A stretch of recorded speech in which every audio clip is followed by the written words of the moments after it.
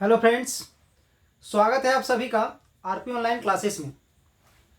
तो मैं आरपी यादव आज का इस क्लास में एक टॉपिक मैथमेटिक्स का लेकर के आए हैं, एसिम्पटॉट्स ऑफ पोलर कर्व।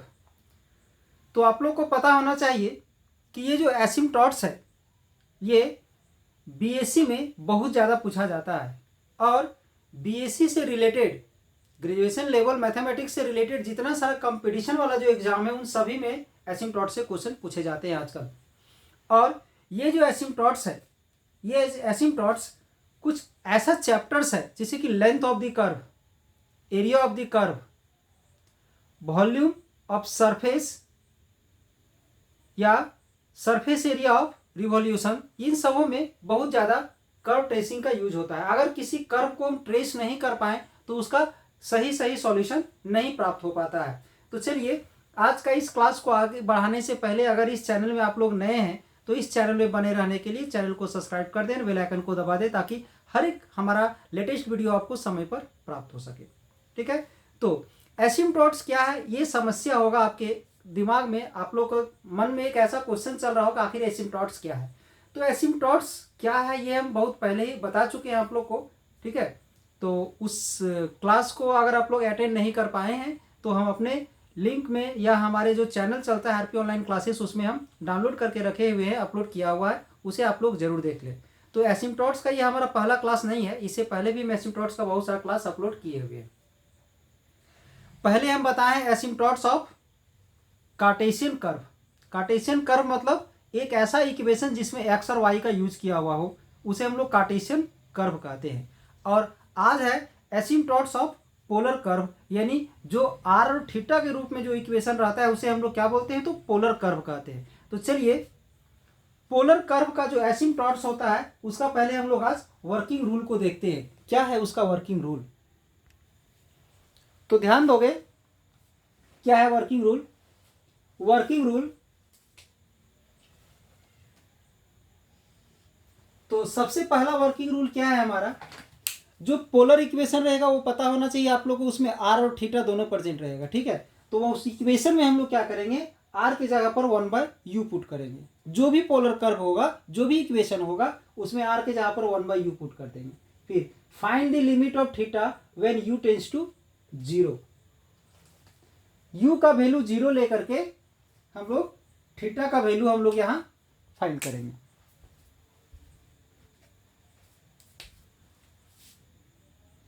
जो इक्वेशन रहेगा उस इक्वेशन में u के जगह पर हम लोग 0 पुट कर देंगे।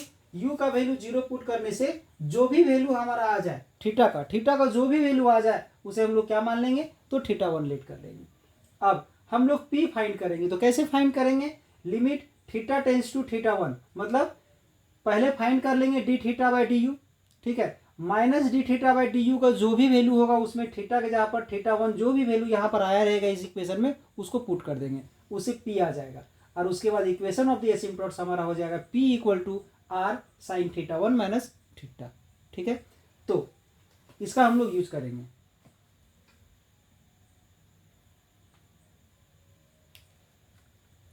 तो चलिए क्वेश्चन लेते हैं हम।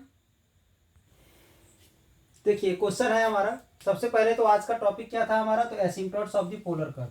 पोलर कर्व आखिर किसको बोलते हैं वो भी पता होना चाहिए। R equal to F theta ऐसा कुछ होगा, या तो फिर theta equal to F R, मतलब इक्वेशन आर और थीटा के रूप में ही हमारा होना चाहिए। क्वेश्चन है find the asymptotes of the curve R theta equal to A. तो ये जो R theta equal to A जो हमारा इक्वेशन दिया हुआ इसमें ध्यान दोगे, इसमें आर और थीटा दोनों का यूज किया गया है, यानी ये जो है सो हमारा पोलर कर्व है। ठीक है, इस पोलर कर्व का क्या करना है, तो एसिम्पटॉट्स निकालना है। तो एसिम्पटॉट्स के लिए जो हम वर्किंग रूल बताए सबसे पहले उसमें फोकस करोगे आप लोग।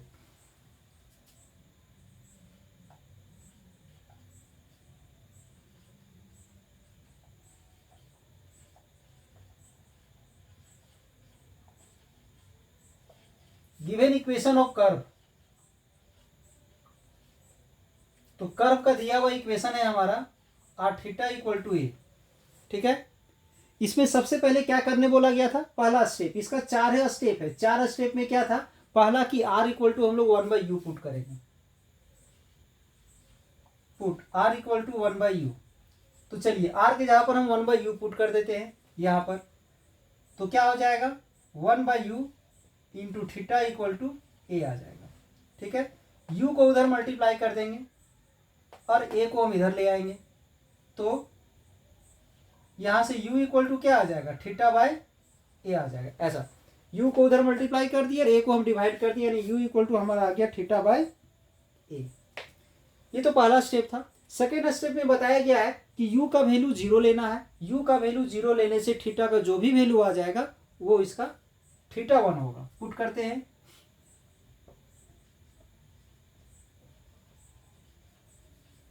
Taking u equal to 0, u equal to हम 0 ले लेते हैं, तो थीटा का वैल्यू, तो थीटा बाई ए का वैल्यू भी 0 हो जाएगा। Theta by a equal to u है ना, अब u का वैल्यू हम लोग 0 ले लेंगे, यहाँ 0 पुट कर देंगे तो थीटा बाई ए का वैल्यू 0 आ जाएगा, that is theta equal to 0 आ गया। और बताया गया है कि ये जो लिमिट आएगा ना उसे हम लोग थीटा 1 लेट कर लेंगे। ठीक है, तो इसे हम लेट कर लेते हैं, let theta 1 equal to 0। u का मान 0 पुट करने से थीटा का जो भी वैल्यू आएगा उसे हम लोग थीटा 1 लेट कर लेंगे। ठीक है, अगर ऐसा आ जाता है तो फिर हम लोग को जरूरत पड़ता है minus D theta by D you. तो करना कुछ नहीं है, ये जो इक्वेशन है इसे हम लोग डिफरेंशिएट कर देंगे, इसे डिफरेंशिएट कर देंगे थीटा के रिस्पेक्ट में।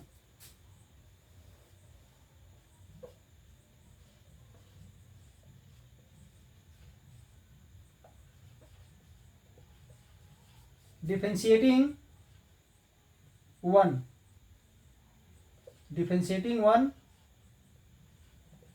With respect to theta, theta के रिस्पेक्ट में डिफरेंशिएट कर देंगे।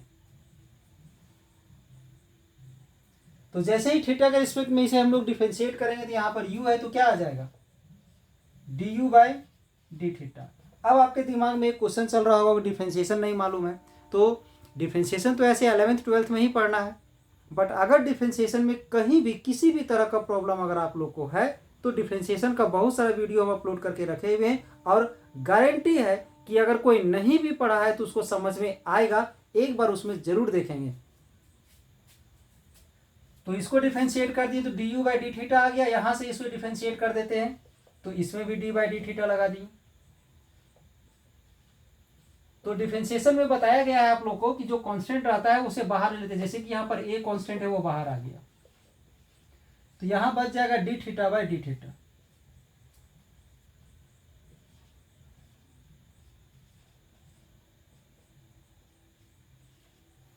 अब D theta by D theta का तो ऐसे भी 1 होगा, 1 आ गया, तो D you by D theta का वैल्यू आ गया है 1/u। बट जो इक्वेशन ऑफ द एसिम्पटोट्स है उसमें D theta by D U का यूज होता है, तो हम यहां से क्या करते हैं, इसे रेसिप्रोकल कर देते हैं, d theta by D u अगर कर देते हैं तो ये यू हो जाएगा। D you by D theta equal to 1/u है, तो d theta by D u करेंगे तो क्या हो जाएगा, यू हो जाएगा।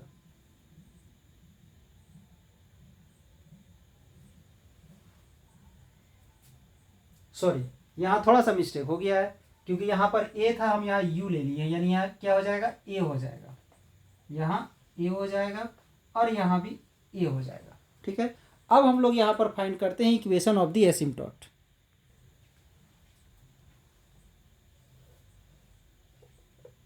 अब इक्वेशन ऑफ एसिम्पटोट हम लोग फाइंड करेंगे।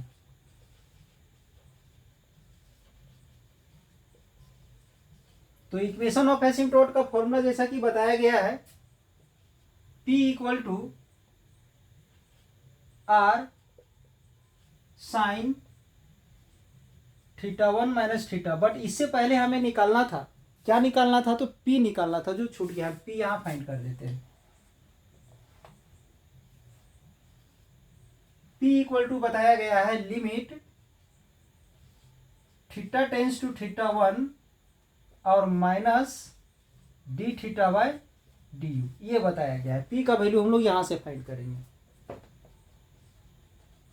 तो ध्यान दोगे थीटा 1 का वैल्यू क्या आया है, तो थीटा 1 का वैल्यू 0 आया है, तो यहां पर हम थीटा 1 के जहां पर क्या पुट कर देंगे, 0 पुट कर देंगे।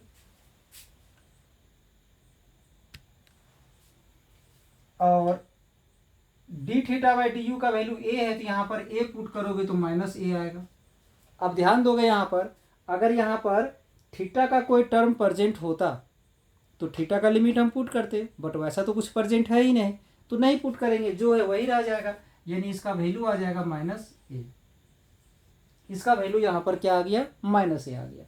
अब यहाँ पर आ जाते हैं हम, p का वैल्यू, ये p का वैल्यू -a आया है, तो यहाँ पर हम -a ले लेंगे।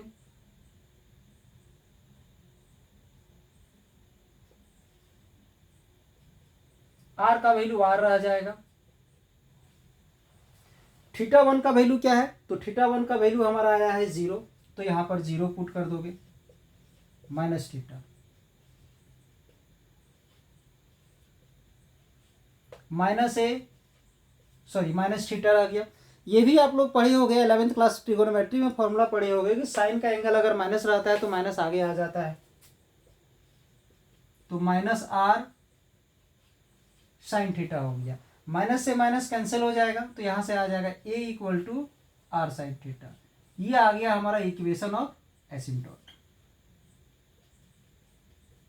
It is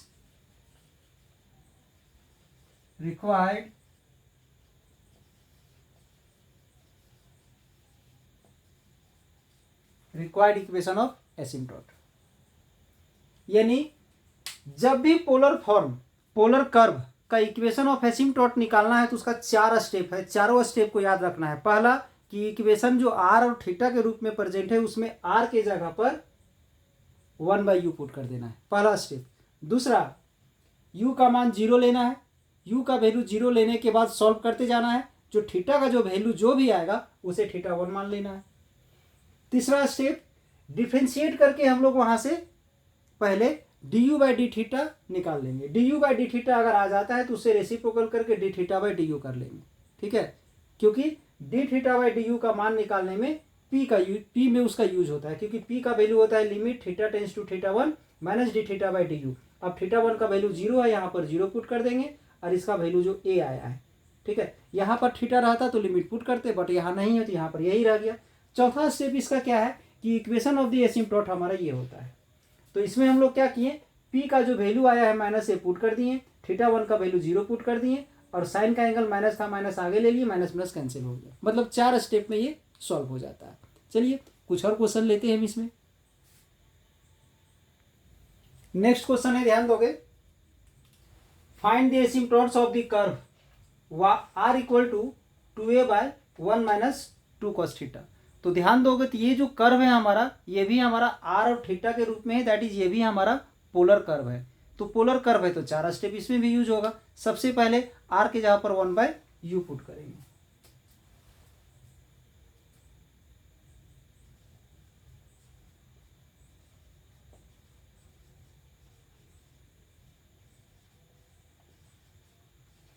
given equation of the curve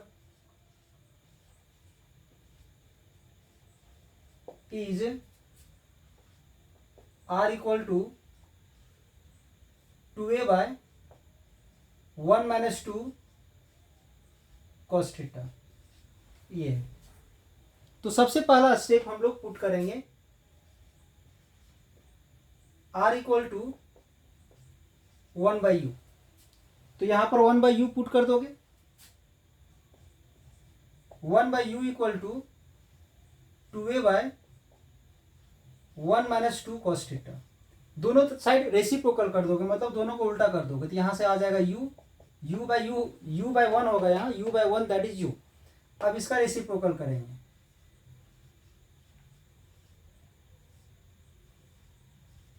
तो ये आ गया 1 - 2 cos θ/2a।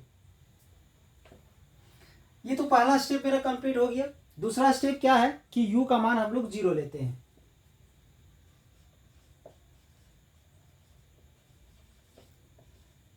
We taking u tends to 0। अगर u का मान 0 ले लेंगे तो यहां पर 0 हो जाएगा, ध्यान दोगे।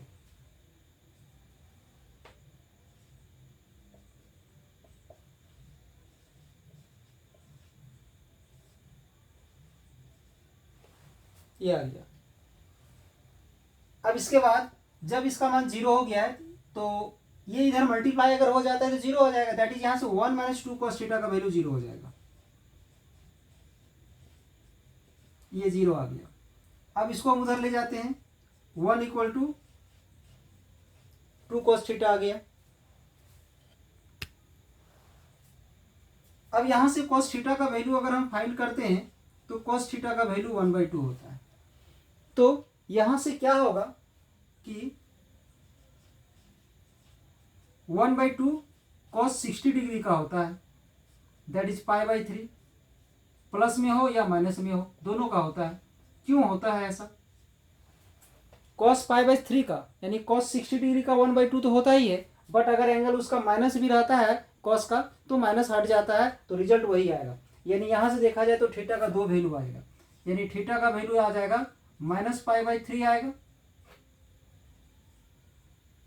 या तो फिर +π/3 आएगा, दोनों रिजल्ट आएगा।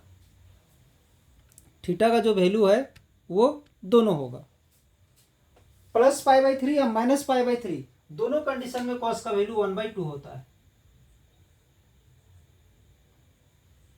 तो चलिए थीटा का मान हमारा आ चुका है, और थीटा का जो वैल्यू आ जाता है उसे हम लोग क्या मानते हैं, तो θ1 मानते हैं। इसके बाद थर्ड स्टेप में हमें P निकालते हैं। तो P निकालने के लिए हमें इसे डिफरेंशिएट करना पड़ेगा थीटा के रिस्पेक्ट पे। तो किसे डिफरेंशिएट करोगे, तो इक्वेशन 2 को डिफरेंशिएट करेंगे।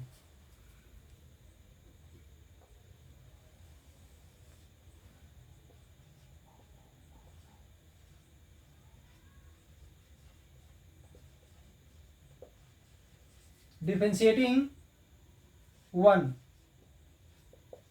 विथ रेस्पेक्ट टू थीटा, 1 को हम लोग थीटा के रिस्पेक्ट में डिफरेंशिएट करते हैं। तो यहाँ u है, तो इसे जैसे डिफरेंशिएट करेंगे तो आ जाएगा du/d थीटा। अब वहां से ये जो है हमारा 2a कांस्टेंट है, इसको डायरेक्ट हम बाहर कर देते हैं, 1/2a। अब d/d थीटा किसका, तो 1 - 2 cos थीटा का, 1 - 2 cos थीटा, इसे डिफरेंशिएट कर दिए।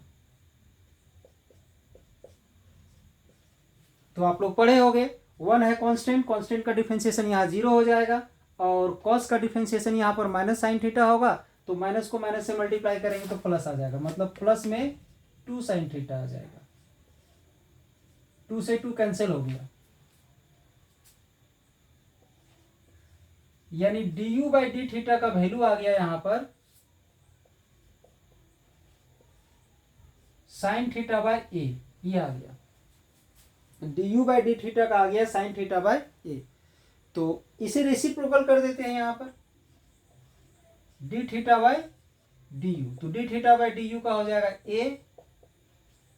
a/sin theta, a/sin theta. अब हम लोग क्या करते हैं कि हम लोग p फाइंड करते हैं, ठीक है।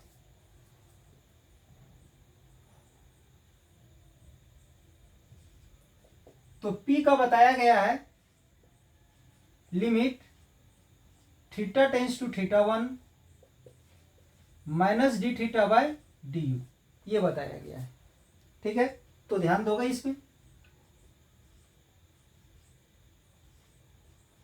θ1 किसको मतलब बोला जाता था, u का वैल्यू 0 पुट करने के बाद थीटा का जो रिजल्ट आता है उसे हम लोग θ1 मानते हैं। तो यहाँ पर थीटा का 2 वैल्यू आया है, -π/3 एंड +π/3, यानी यहाँ पर हम लिख सकते हैं ±π/3 एक साथ,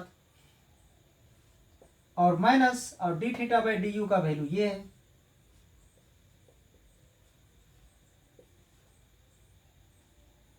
अब ध्यान दोगे, लिमिट को यहां पुट कर देंगे,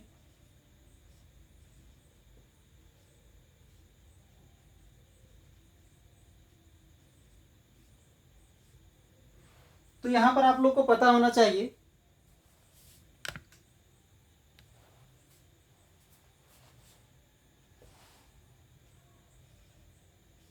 यहां पर अगर हम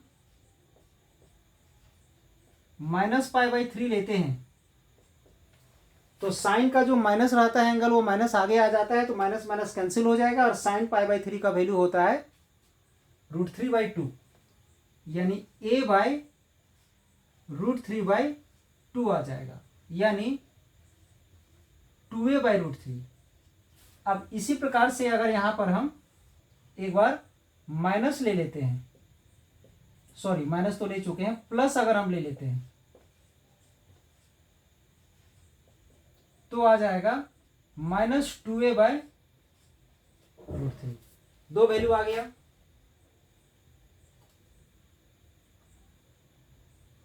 यानी ध्यान में यही रखना है कि जब हम -π/3 लेते हैं, यानी θ1 का वैल्यू जब -π/3 होगा तो p प्लस हो गया, और जब θ1 का वैल्यू प्लस होगा तो p का वैल्यू माइनस होगा। दोनों एक जस्ट ऑपोजिट है साइन में। अब हम लोग फाइंड करते हैं इक्वेशन ऑफ एसिम्पटोट्स।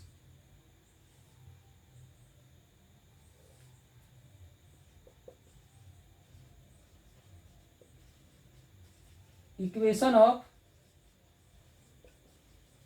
एसिम्पटोट्स, तो इक्वेशन ऑफ एसिम्पटोट्स बताया गया है आप लोग को p = r sin θ - θ1, ये बताया गया है। इक्वेशन ऑफ एसिम्पटोट बताया गया है p = r sin θ - θ1। तो यहाँ दो कंडीशन है, ध्यान रहे दो कंडीशन है, दोनों को अलग अलग लेके चलना है। तो यहाँ पुट करेंगे, पुट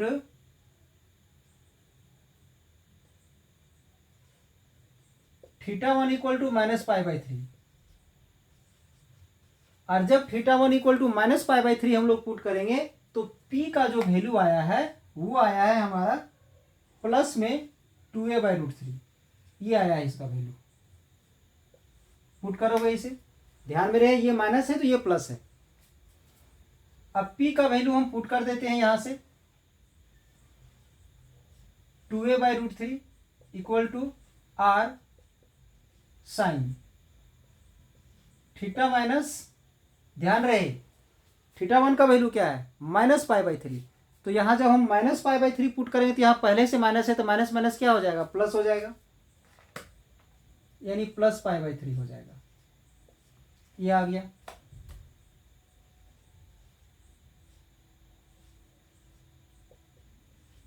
अब इसमें हम फॉर्मूला अप्लाई कर देते हैं sin a + b का। तो sin a + b का फॉर्मूला आप लोग पढ़े होंगे। तो इसका आ जाएगा sin θ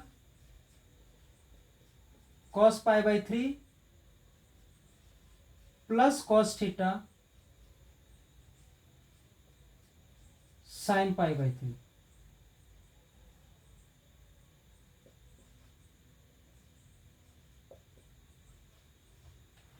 ये जो cos π/3 है यानी cos 60 डिग्री है, cos 60 डिग्री का वैल्यू 1/2 होता है, प्लस और इसका √3/2 होता है।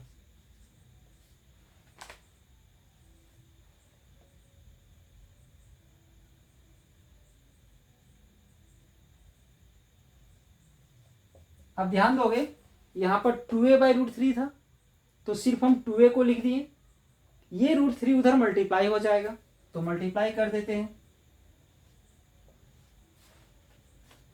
√3 को हम यहां मल्टीप्लाई करेंगे तो √3/2 हो जाएगा, इसे हम आगे लिखते हैं √3/2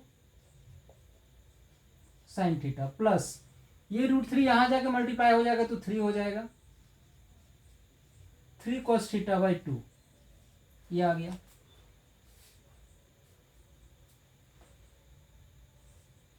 अब क्या करेंगे, दोनों तरफ हम 2 से मल्टीप्लाई कर देंगे, तो मल्टीप्लाई कर देंगे तो यहां पर 4a आ जाएगा, 4a, और इन दोनों 2 कैंसिल हो जाएगा।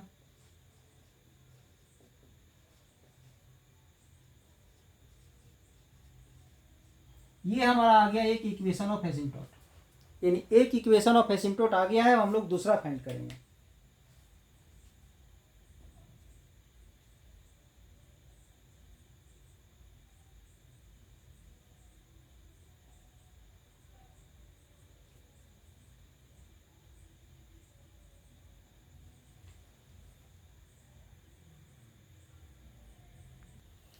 अब इसके बाद हम लोग इसका सेकंड इक्वेशन निकालते हैं। जैसे कि हम लोग यहाँ पर थीटा का वैल्यू माइनस में लिए और पी का वैल्यू ये प्लस में लेके पुट किए, तो यह आया। अब हम पुट करते हैं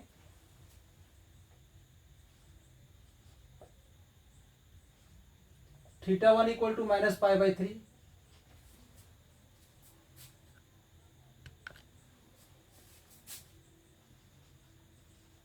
and p = सॉरी माइनस तो पुट कर चुके हैं, प्लस में पुट करते हैं, पी का वैल्यू लेते हैं -2a/√3। θ1 का वैल्यू ले लिए π/3 और पी का वैल्यू ले लिए -2a/√3। तो यहाँ पर हम पुट कर देते हैं, पी का वैल्यू पुट करेंगे -2a/√3 equal to r sin theta. θ1 का वैल्यू है -π/3 आ गया ये। तो यहाँ पर फॉर्मूला हम नहीं बताए थे, फॉर्मूला ऐसे तो आप लोग पढ़े होंगे, थोड़ा सा देख लेते हैं फॉर्मूला क्या होता है। सो sin a + b का फॉर्मूला होता है, इसका फॉर्मूला होता है, ऐसे तो आप लोग पढ़े होंगे, sin a cos b + cos a sin b। और जब यहाँ माइनस आएगा तो यहाँ पर माइनस हो जाएगा। इसी फॉर्मूला का हम यूज किए हैं, प्लस वाले का यूज यहाँ कर दिए, माइनस वाले का यूज हम यहाँ करने जा रहे हैं।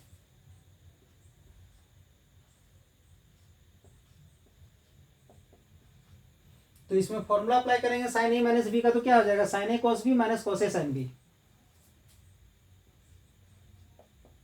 sin a यानी थीटा, फिर cos π/3 minus cos theta sin π/3, ये आ गया।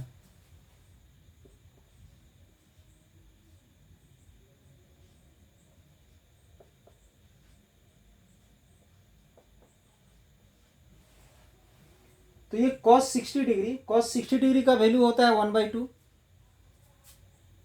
तो यहां पर हम 1/2 पुट कर दिए, माइनस cos थीटा, फिर sin 60 डिग्री का होता है √3/2।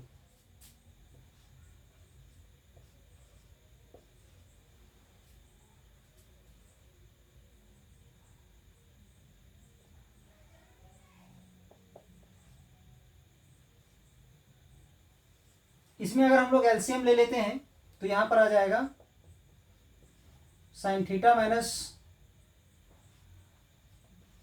√3 cos θ/2, ये आ जाएगा। अब हम लोग यहाँ पर क्या करेंगे, इस 2 को इधर मल्टीप्लाई कर देंगे। पहले यहाँ तो √3 छूट रहा है, इस 2 को इधर मल्टीप्लाई करेंगे तो -4a, और इस √3 को इधर मल्टीप्लाई कर देते हैं तो यहां पर आ जाएगा √3 sin थीटा। ये √3 यहां जाके मल्टीप्लाई होगा तो आ जाएगा -3।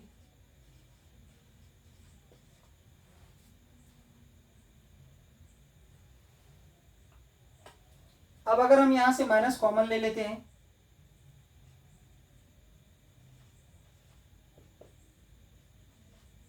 तो जो माइनस है वो प्लस हो जाएगा और जो प्लस है वो माइनस हो जाएगा। माइनस माइनस कैंसिल हो गया तो क्या आ जाएगा 4a equal to r 3 cos theta minus √3 sin theta, ये आ गया। अब थोड़ा सा हम पीछे जाते हैं, पिछले वाले एसिम्पटोट्स में ध्यान दोगे। ये जो एसिम्पटोट है इसे हम क्या लिख सकते हैं, 4a इक्वल टू r, इसे आगे करके लिख सकते हैं 3 cos theta plus √3 sin theta. तो अगर ध्यान दो इस इक्वेशन को और इस इक्वेशन को, तो ये दोनों का LHS सेम है, ठीक है। RHS में क्या है प्रॉब्लम ये है कि यहाँ पर प्लस है और यहाँ पर माइनस है, तो एक साथ मिला करके दोनों को हम लिख सकते हैं। हैंस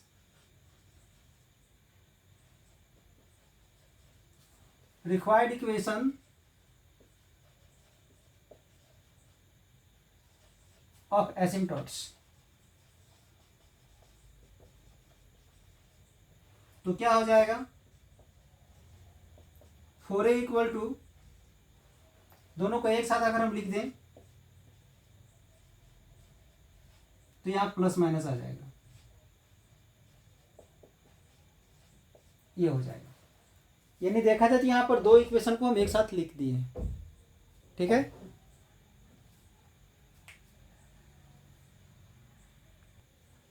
नेक्स्ट क्वेश्चन है, prove that the curve has no asymptotes. That is ये जो कर्व है, ये जो इक्वेशन ऑफ द कर्व है, इसका किसी भी प्रकार का एसिम्पटॉट्स एग्जिस्ट नहीं करेगा, ये हमें शो करके दिखाना है। तो बस स्टेप वही है बनाने का, जैसे बनाते थे वैसे ही बनाएंगे।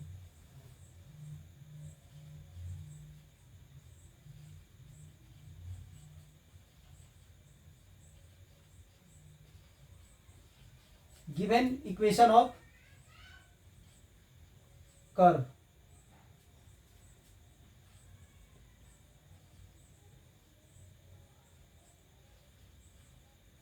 ये है गिवन इक्वेशन ऑफ कर्व, ठीक है।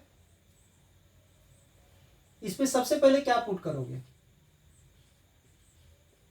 Put r equal to 1/u, r equal to 1/u put कर दिए यहां पर।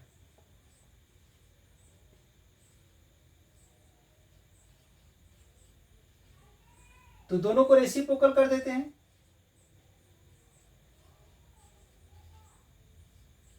ये आ जाएगा, ठीक है। अगला स्टेप क्या करते हैं, तो u का मान 0 ले लेते हैं।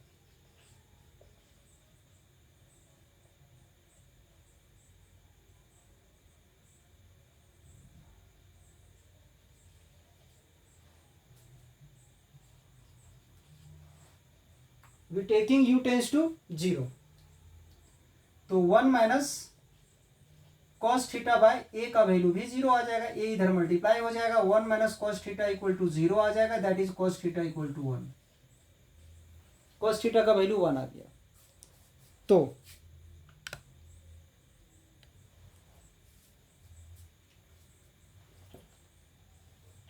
थीटा इक्वल टू यहां से आ जाएगा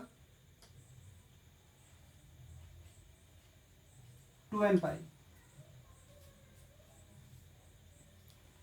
तो 2n पाई का मतलब क्या है कि कॉस थीटा का, कॉस का वैल्यू 1 कब कब होता है, कॉस 0 डिग्री का भी होता है, कॉस 2 पाई, 4 पाई, 6 पाई, 8 पाई, 10 पाई, 12 पाई, 14, मतलब जितना सारा इवन पाई है सबका होगा। यानी यहाँ पर n का वैल्यू 0 से स्टार्ट करेंगे, 1 2 3 4 5 6 7 8 9 10 -1 -2 -3 कुछ भी पुट कर दो, तो हर रिजल्ट यहाँ पर शो होगा, मतलब वो हर रीडिंग में कॉस का वैल्यू 1 हो जाता है। तो इसी को हम लोग थीटा 1 लेट कर लेते हैं। अब इसके बाद हम लोग निकालते हैं, यानी इसे हम लोग डिफरेंशिएट करते हैं, ठीक है। किसे डिफरेंशिएट करेंगे, तो इक्वेशन 2 यहां लेट कर लेते हैं।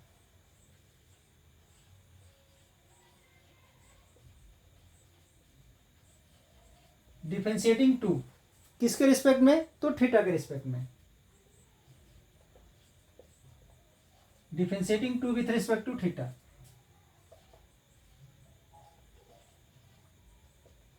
यहां से u जो है सो कांस्टेंट है, बाहर आ जाएगा, इसका 0 हो जाएगा और इसका माइनस साइन थीटा आ जाएगा, ये नहीं माइनस माइनस प्लस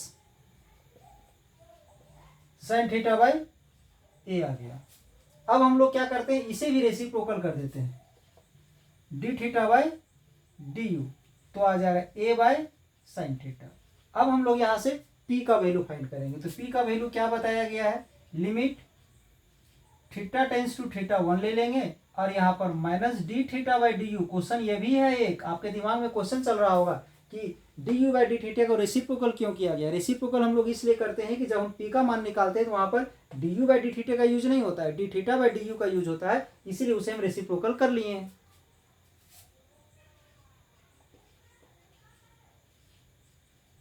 थीटा 1 का वैल्यू क्या है, तो 2n पाई। अब यहां पर वैल्यू पुट कर देंगे ये। अब इस रीडिंग को जैसे ही हम लोग यहां पर पुट करेंगे ना, तो नीचे 0 आ जाएगा, दैट इज ये इन्फिनाइट हो जाएगा,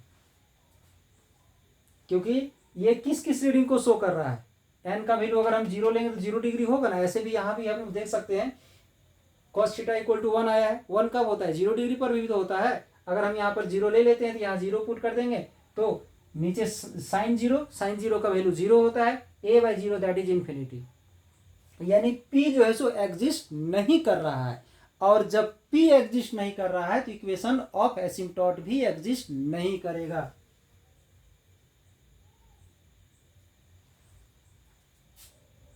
therefore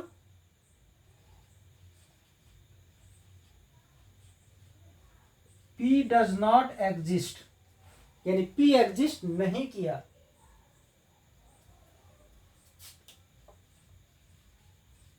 Hence curve has no asymptotes.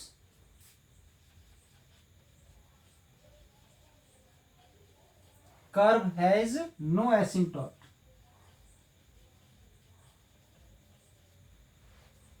यानी इस कर्व के पास कोई भी एसिम्पटोट नहीं है।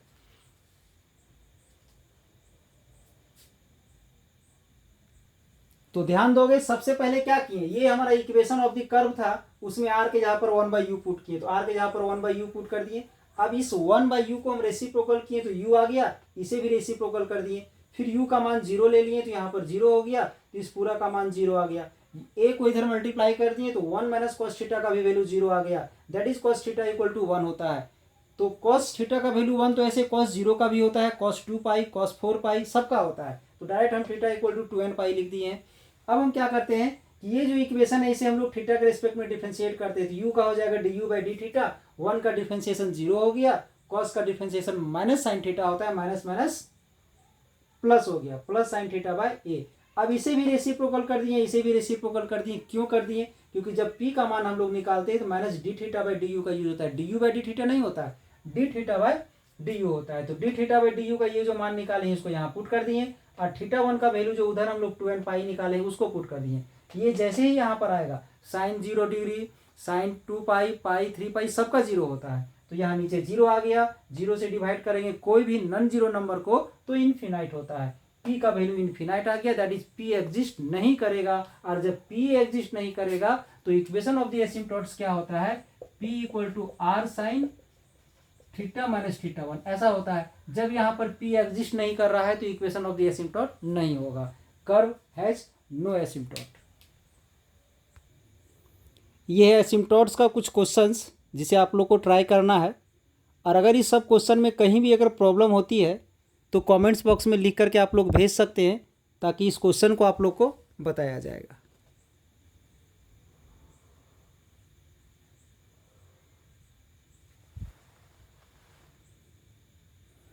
ये 6 क्वेश्चन है, 6 क्वेश्चन जो आप लोग को ट्राई करना है, कहीं भी प्रॉब्लम होने पर पूछोगे।